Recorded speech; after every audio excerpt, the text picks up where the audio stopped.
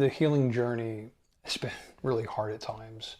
And we have done some really difficult things. And one of them was when we made a decision, it was time to tell our children our story and what had happened.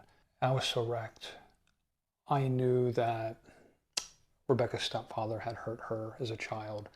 And I was so worried that since he had free access to my children, that he had hurt them. And Rebecca, we did make that decision to wait. Do you want to explain that a little bit? Chris had an obsessive, intensive need to talk to the kids. He needed to know, were they okay? Did anything happen to them? And I wasn't ready to talk about my story. It was such an explosive atmosphere, chaotic, emotional unrest.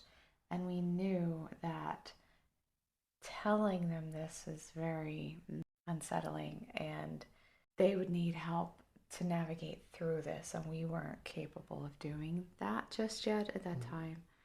And as we waited and we sought some counsel, we also were researching what happens in lives when a family holds a dark secret. And it has a generational effect. And we were resolved to tell them the story. And when it was time, when I was ready, it was 5 months later, we had sat with it.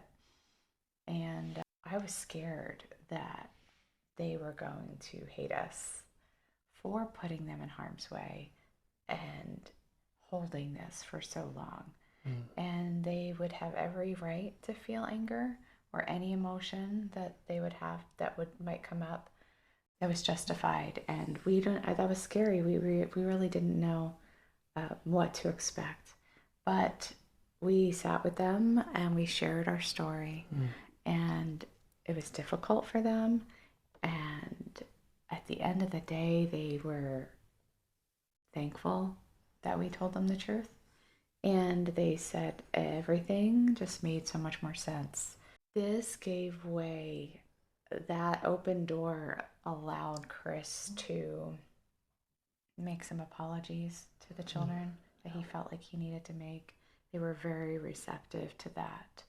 Also, it allowed the next step of going no contact, and we'll talk about that the next video.